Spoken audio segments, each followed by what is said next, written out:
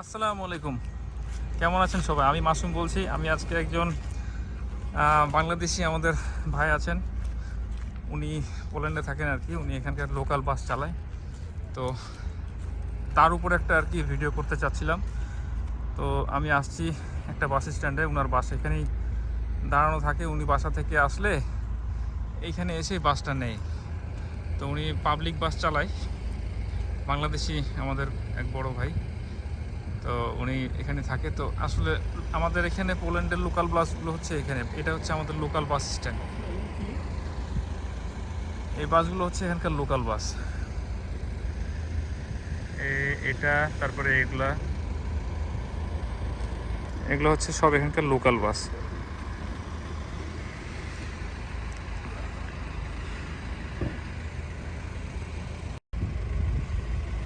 এখানে আসলে বিভিন্ন কোম্পানির বাস থাকে, যেগুলো হচ্ছে এই রুটে চলে। তার মধ্যে যে বাসটার ভিডিও করব সেটা হচ্ছে পাবলিক, এগুলো সবই পাবলিক বাস আর কি, সবই পাবলিক বাস। এই বাসটা হচ্ছে ওনার বাস, উনি এটা চালায়। এই যে এখন একটা বাস গেল, ওনার বাসটা হচ্ছে মার্সিডিজ। উনি হচ্ছে এই বাসটা চালান, উনি এই বাসটা চালান। এই বাসটার সাইজটা অতটা বড় না, বাট আবার ছোটও না। এটা হচ্ছে এরকম বাস।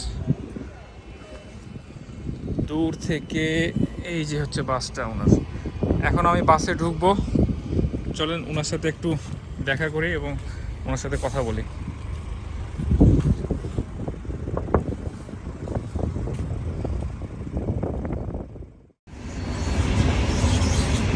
আসসালামু আলাইকুম। ওয়ালাইকুম আসসালাম। উনি হচ্ছেন আমাদের কামাল ভাই।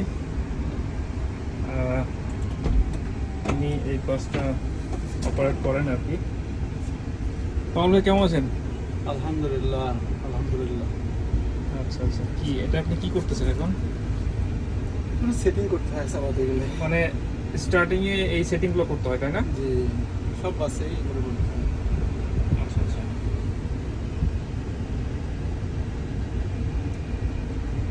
বসেন, আমাদের 21 মিনিট সময় আছে হাতে। 21 মিনিট আছে, তাহলে তো আপনার সাথে কিছু কথা বলা যাবে আর কি, সময় যেহেতু আছে। আর কি কি করা লাগে স্টার্টিং এ এই বাসটার? এই তো এই দুইটা সেটিং করতে হয়। আর আর এই বাসে ক্যামেরাও আছে, ক্যামেরা দিয়ে মনিটর করা হয় সব কিছু। এই দেশে সব বাসে ক্যামেরা থাকে, প্রত্যেকটা বাসে ক্যামেরা থাকে। নিরাপত্তার খাতিরে হ্যাঁ, ভিতরে বাইরে সব জায়গায়। এটা হচ্ছে এটা টিকিট কাটার মেশিন, তাই না? এটা টিকিট কাটার মেশিন বলতে কি, প্লাস হচ্ছে পাঞ্চ মেশিন। এটা ডিজিটাল টিকিট কাটার মেশিন। ডিজিটাল টিকিট পাঞ্চ করতে হয় এখানে। পাঞ্চ এটাতে করতে হয়। হ্যাঁ, এরকম দুইটা আছে ছোট বাসে, বড় বাসে 4টা থাকে, 3টা থাকে। আচ্ছা আচ্ছা। বাসটার সাইজটা এটা হচ্ছে মানে মাঝারি সাইজের বাস আর কি। Mini bus. Mini bus. কয়টা সিট আছে এখানে? 1 2 3 4 5 10 11 12 13 14টা সিট। পিছনে একটু স্পেস আছে। পিছনে হুইল চেয়ার, যারা হ্যান্ডিক্যাপ তাদের জন্য ব্যবস্থা আছে। ও, পিছনে এখানে হুইল চেয়ার যারা ইউজ করে আর কি, বৃদ্ধ মানুষ, তারা এই পিছনে গেট দিয়ে ঢুকলে এইখানে আমাদেরকে থাকে আর কি। ড্রাইভারের দায়িত্ব, সে ট্রেন হোক আর বাস, ড্রাইভারের দায়িত্ব থাকে, তাকে উঠাই দিতে হবে, নামাই দিতে হবে। উঠাই দিয়ে আবার নামিয়ে দিতে হয় অনেক ক্ষেত্রে। অনেক ক্ষেত্রে না, সব ক্ষেত্রে। যদি মানে তার সাথে কেউ না থাকে সেই ক্ষেত্রে, তাই না? হ্যাঁ হ্যাঁ, এক্স্যাক্টলি। এইটা তাদের জন্য স্পেশাল বাটন আছে, এটা টিপ দিলে আমি বুঝতে পারবো যে সাহায্য চাচ্ছে, ও আচ্ছা আমাকে এসে সাহায্য করতে হবে। আচ্ছা আচ্ছা। আর টিকিট কাটার জন্য প্রত্যেকটা বাসে এরকম একটা স্ক্যানার থাকে এবং এই নাম্বার দিয়ে তারপরে তার অ্যাকাউন্ট থেকে টিকিট কাটতে পারবে। আর হচ্ছে এই তো ওভারঅল মোটামুটি বাসের ডিটেইলস দেখাচ্ছেন? না না, ডিটেলসটা দেখাচ্ছি কিছুটা, আর হচ্ছে যে আপনার সাথে কথা বলবে। আর এখানে না, আমি বলি, এই দেশে যে এই ধরনের যে পাবলিক বাসগুলো, সব বাসেই একই ফ্যাসিলিটিস থাকে, শুধু সাইজেস একটু ছোট আর বড় হয়। যেমন এই বাসগুলোতে অটোমেটিক ডোর থাকে, স্যাটেলাইট সিস্টেম থাকে, ওয়াইফাই আছে, ক্যামেরা আছে, তারপরে হট বাটন আছে, যেটাতে ড্রাইভারের বাটন টিপ দিতে হবে না, প্যাসেঞ্জার টিপ দিলেই দরজা খুলে যাবে। কোনো কারণে যদি প্যাসেঞ্জার উঠতে নামতে ডিসব্যালেন্স হয়ে যায়, এটা বন্ধ হবে না। এই সেন্সর আছে এখানে, আচ্ছা আচ্ছা আচ্ছা। বন্ধ হয়ে যাওয়ার মুহূর্তেও যদি এটা অটোমেটিক বন্ধ হবে 3 সেকেন্ড পরে, সেই মুহূর্তে যদি কেউ উঠতে চায় তো অটোমেটিক এটা আবার খুলে যাবে। এটা সব বাসে আছে এরকম। এটাকে বলে হট বাটন। আচ্ছা, এই দুটো অ্যান্টেনা কিসের এটা? ওটা ওই দুটো ওয়াইফাইয়ের জন্য, গাড়িতে ওয়াইফাই আছে, ও, গাড়িতে Wi-Fi আছে। প্যাসেঞ্জারের জন্য। আর পিছনে মনে হয় এই ডিসপ্লেটা হচ্ছে আমরা কোথায় যাচ্ছি, মানে কোথায় প্যাসেঞ্জার যাচ্ছি, কোথায় যাচ্ছে না এই জন্য। আর ইভেন মাইকেও আপনাকে বলে দেবে, অ্যানাউন্স করে দেবে। দেখেন আমি দেখাচ্ছি।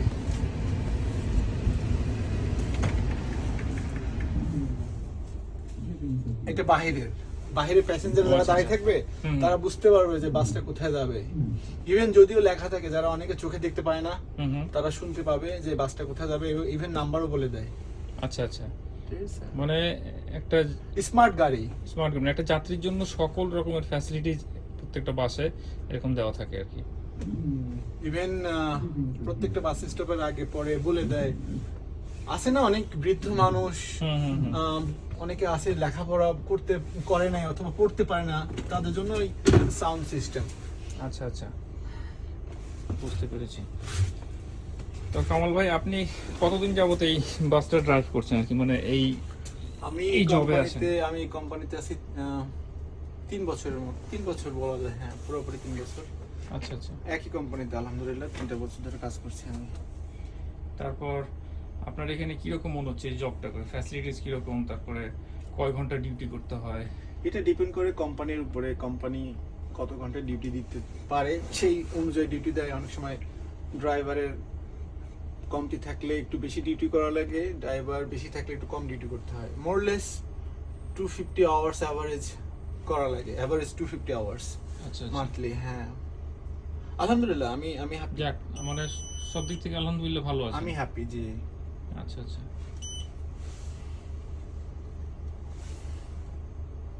আরেকটা কোশ্চেন হলো, সেটা হচ্ছে যে আমরা তো মানে অনেক জায়গায় ঘুরেছি, কিন্তু বাংলাদেশি আমাদের খুব কম ভাই ব্রাদারকে দেখেছি যারা এরকম ভালো একটা কোম্পানিতে এরকম ফ্যাসিলিটি সম্পন্ন জবে মানে অ্যাক্টিভ থাকে। তো আপনার এই জবটা আপনি কিভাবে পেলেন? আমি এই জবটা একটা বন্ধুর মাধ্যমে, আমি কুয়েতে ছিলাম তো, আচ্ছা আচ্ছা। তার সাথে যোগাযোগ করছি। ওই ভদ্রলোক আমাকে কোম্পানির ওয়ার্ক পারমিট দিয়েছেন, আমি সেই ওয়ার্ক পারমিট সাবমিট করে তারপরে আসছি এখানে। এবং এই কোম্পানিতে আমি শুরু থেকে শেষ পর্যন্ত আছি, মানে শুরু থেকে এখন পর্যন্ত আসেন আর কি? এই পোল্যান্ডে শুরু থেকে পর্যন্ত আছি। আর আমাদের কোম্পানিতে শুধু আমি একাই বাংলাদেশি। জি, কারণ আমি দেখিনি, কারণ এখানে যতদিন ধরে আছি প্রত্যেকটা আছে বাসে আছে আমাদের বাংলাদেশি ভাইয়েরা আছে, অন্যান্য কোম্পানিতে আছে। আমার পরিচিত 2-1 আছে আশেপাশে। ইভেন পোজনানে আমি দেখছি আমাদের অনেক বাংলাদেশি ভাই আছে, বাট আছে, খুব বেশি না, আছে কম। তারপরে আছে ইন্ডিয়ানরা আছে, পাকিস্তানি আছে, ইন্ডিয়ান পাকিস্তানও আছে, তাই না? হ্যাঁ, তবে সবচেয়ে বেশি হলো ইউক্রেনের ইউক্রেনি? মানুষ। হ্যাঁ, ইউক্রেনের মানুষ। যেমন আমাদের কোম্পানিতে বলতে গেলে 70% ইউক্রেনের ড্রাইভার, 70% বললে ভুল হবে, 80% ইউক্রেনের ড্রাইভার, 20% পলিশ, আর আমি একা বাংলাদেশি। ওকে। আর আমাদের কোম্পানির সার্ভিসটা সিটি সার্ভিস, গ্রামের মধ্যে বেশি ডিউটি, তো এই জন্য আমাদের কোম্পানির গাড়িগুলো ছোট। বুঝতে পেরেছি। বড় গাড়িগুলো ভিতরে ঘুরতে পারে না, এই জন্য ছোট গাড়ি সার্ভিস আমাদের কোম্পানির দিয়ে থাকেন। এইখানে নিরাপত্তা কিরকম? তারপর আপনার যে ছুটি দেয়, বার্ষিক তো একটা ছুটি দেয় সম্ভবত, তো ওটা কি পেড ছুটি দেয় নাকি নর্মালি আপনার? এই দেশে অনেক ক্যাটাগরির ওয়ার্ক পারমিট আছে, কন্ট্রাক্ট আছে। একটা এই দেশি ভাষায় যেটাকে বলে উমোবা ল্যাচেনিয়া, তাই না? আর একটা আছে উমোবা প্রাচে। তো আমাদেরটা হলো উমোবা ল্যাচেনিয়া, যেটা কাজ করলে পয়সা, না হলে নেই। সো আমাদের পেইড হলিডে নাই, ছুটিতে গেলে পয়সা নেই। আচ্ছা আচ্ছা। যেমন সম্ভবত আপনি উমোবা প্রাচাতে আছেন, আইন অনুযায়ী আপনি দেশে গেলে আপনাকে পেইড হলিডে হবে, আপনি মানে ছুটিতে গেলে ছুটির পয়সা পাবেন।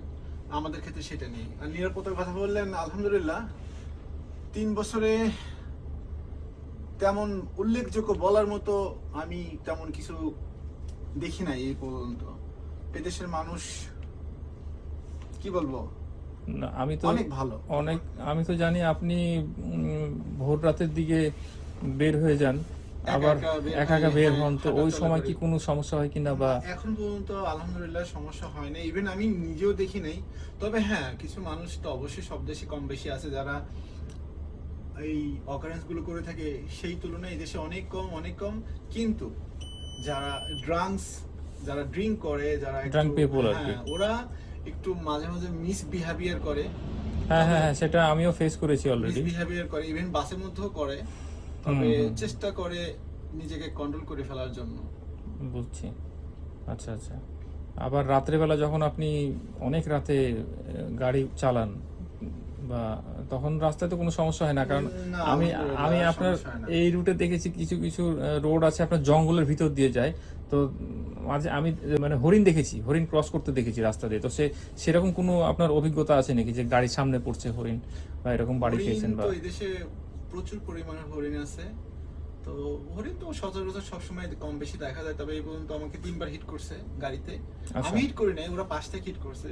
ক্রসিং এর সময়? হ্যাঁ, যখন ওরা লাফায় একসাথে দল বেঁধে লাফায়, তখন ডানে বাই তাকায় না, ট্রেন আসলো না বাস আসলো দেখে না, একেবারে হুড়মুড় করে পার হয়।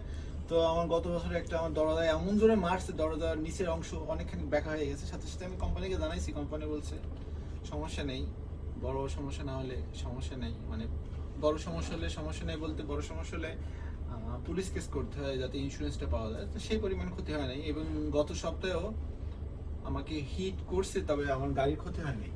আচ্ছা। ওভারঅল তাহলে মোটামুটি সবকিছুই ভালো না? হ্যাঁ, সবকিছু ভালো আলহামদুলিল্লাহ। এদেশের প্যাসেঞ্জার্স গুলা ম্যাক্সিমাম, আমি বলবো না যে 19-20, আমি বলবো যে ম্যাক্সিমাম সব পুরোটাই ভালো আমি দেখছি। এখন একটু আগে আপনাকে বললাম না, সব দেশে একটু ডিসব্যালেন্স মানুষ থাকে, সেটা এই দেশের ক্ষেত্রেও ব্যতিক্রম না, কিন্তু খুবই সীমিত, কাউন্টেবল না, যেটাকে কাউন্ট করা যায় না। আচ্ছা যাক, তাহলে আপনি এখন স্টার্ট করবেন কখন গাড়ি? আমরা কি তাহলে একটু আমি তো শুরু করছিলাম সকাল 4:51 হুম মাঝখানে 3 ঘন্টা ব্রেকের পরে এখন আমার আবার 13টা 16, অর্থাৎ 1টা 16-তে আমার আবার ট্রিপ শুরু হবে। আচ্ছা তাহলে কি আমরা আজকে একটা ট্রিপ দিতে পারি? বাস আপনার কিভাবে চালাচ্ছেন, কোথায় কি কোন রুটে যাচ্ছেন করতে পারেন, তবে কেয়ারফুলি একটু কেয়ারফুলি করতে হবে যাতে বোঝা না। না আমি ওইভাবে না, আমি জাস্ট দুই একটা মানে নিলাম, স্ন্যাপ নিলাম, যেটা আর কি দু একদিন উঠলো এরকম কিছু একটা, সম্পূর্ণ না। তাহলে পিছনে বসে সামনের দরজা থেকে নিতে পারেন, কারণ আপনি ঘুরে নিতে গেলে বুঝে ফেলবে যে ভিডিও করছে কে। হ্যাঁ এক্স্যাক্টলি, ঠিক আছে। আর এমনি আমি একটা ইভেন আপনি যদি একদম পিছনে দাঁড়ান, হ্যাঁ। তাহলে পিছনের দরজাটা আপনি নিতে পারবেন অগোচরে। তবে এটা ঠিক খুব একটা ঠিক হবে কিনা জানি না। না ওইভাবে নিয়ে কয়েক সেকেন্ডের একটা নিলাম আর কি, যে হ্যাঁ।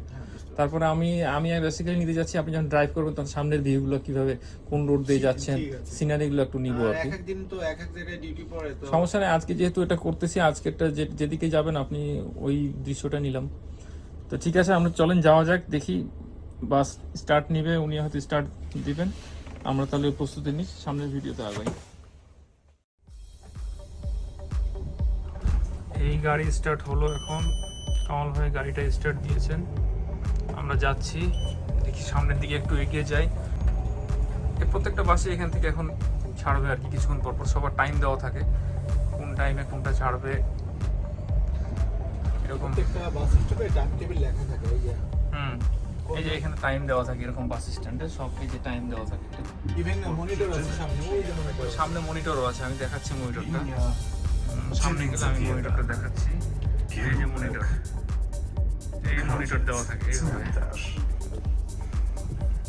চলেন যাই সামনের দিকে আগে। গাড়ি দুটো পছন্দ হয়? পছন্দ হলো পরবর্তীতে, আল্লাহ যদি কপাল লিখে রাখে ইনশাআল্লাহ।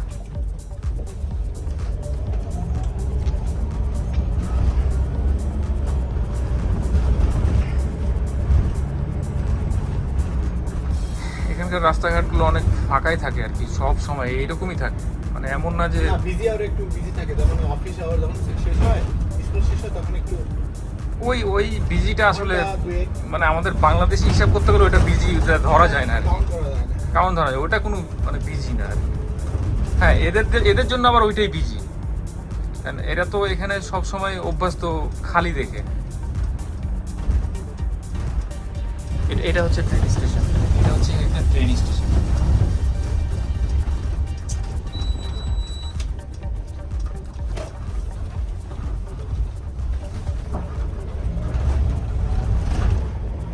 এটা হচ্ছে সান্টান্ডার ব্যাংক। এখানে আমরা এই ব্যাংকে আসতে হয় আমাদের টাকা ডিপোজিট বা উইথড্র করতে হলে। এই যে একটা বাস স্ট্যান্ড। আমার রেগুলার লাইন ছিল মাসুম ভাই, ও আচ্ছা আচ্ছা। এটা আমি রেগুলার চালাতাম।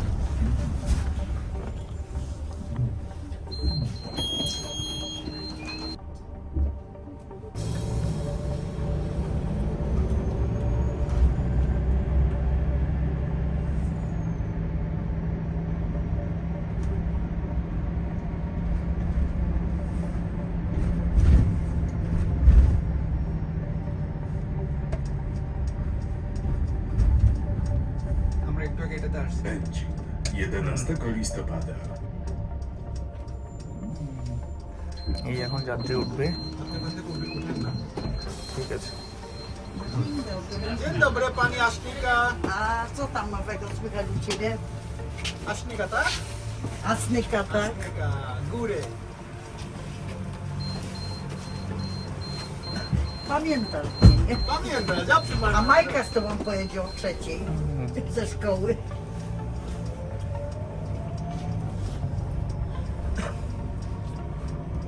A co tak dzisiaj u nas jeździsz? Dzisiaj jutro. Aha. Następny przystanek. Nowak, Mosty, Bęcin Arena.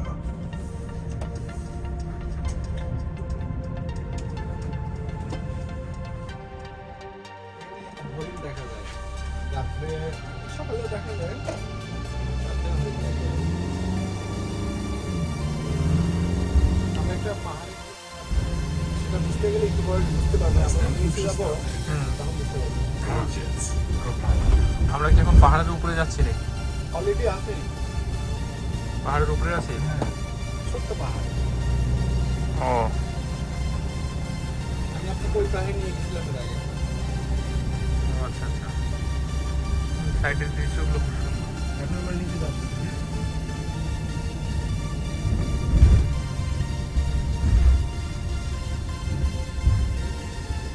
দেখেন সামনের দৃশ্যগুলো খুব সুন্দর। মানে কামালের প্রতিদিন উপভোগ করে এইসব দৃশ্য। উপভোগ করি, আমার ওটা টাকাও নেই, তাই না? টাকা, হ্যাঁ উল্টা টাকাও নেই। হ্যাঁ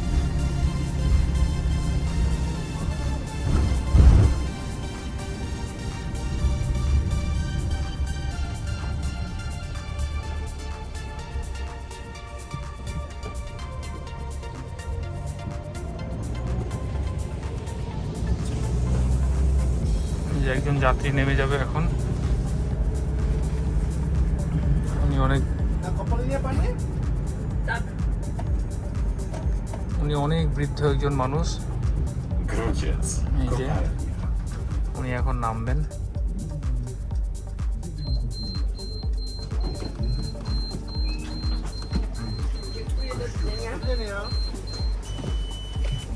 বাম পাশের বিল্ডিং গুলো কমপক্ষে 160-70 পর্যন্ত হবে। তাই বলছেন? আমি বলছি না, এরা বলছিল আমাকে। কত বছর বয়স এই বিল্ডিংগুলো? 100 বছরের বেশি, এই তো? 160, মানে 150 বছর হ্যাঁ। প্রায়, অলমোস্ট। 150 প্লাস।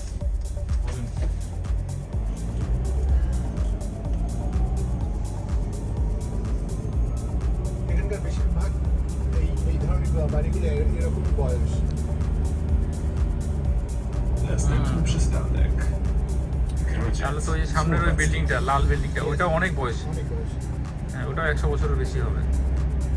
ম্যাক্সিমাম এখানকার একই বয়স। মনে আছে আমরা কাতুকুচি গেলাম, দেখলাম হুম হুম। 1866। 1860। That's means হুম।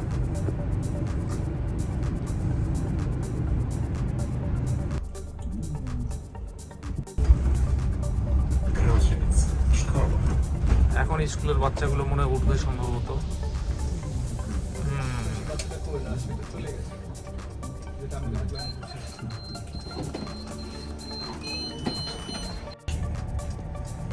রাস্তাঘাটগুলো কত ফাঁকা, কোনো জ্যাম নাই, যানজট নাই। Dziękujemy za wspólną podróż. আমরা মোটামুটি আচ্ছা মা, আপনাকে পরে ফোন অনেক দিচ্ছি একটু, আচ্ছা ড্রাইভ করলো কামাল ভাই। এখন একটু আমি ব্যস্ত। এখন আল্লাহ হাফেজ, আসসালামু আলাইকুম। আমরা রেখে দিচ্ছি,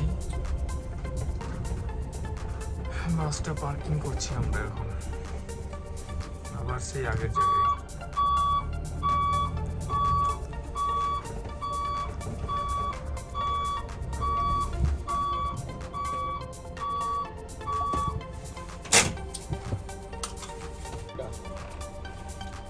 ট্রেন গেল দেখছেন?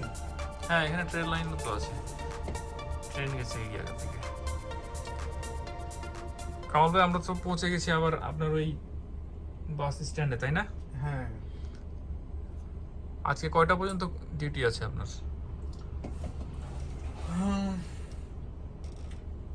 18টা 17 পর্যন্ত, তাতে মনে হয় 6টা 17, তাই না? এখনো অনেক দেরি। তাহলে আমরা আজকে এই পর্যন্তই রাখি, আবার কোনো একদিন যদি বের হই কোনো একটা নতুন শহরে তাহলে আবার আমরা ভিডিও করব, সমস্যা নেই। ইনশাআল্লাহ। সে পর্যন্ত আল্লাহ হাফেজ, আসসালামু হ্যাঁ, সেই আলাইকুম। পর্যন্ত কামাল ভাই আজকে বিদায় নিয়ে নিচ্ছে। কামাল ভাই এখন নামাজে যাবেন, দামটাও রেখে দিচ্ছি। পরে আর একদিন কোনো একটা ভিডিওতে দেখা হবে ইনশাআল্লাহ। এই হচ্ছে আমাদের কামাল ভাই, নট বাস এটা, আমার বাস না, কোম্পানি। ওই হলো আর কি, চালু। আপনি চালান, সমস্যা নেই। ঠিক আছে, আল্লাহ হাফেজ, সবাই ভালো থাকবেন, আসসালামু আলাইকুম।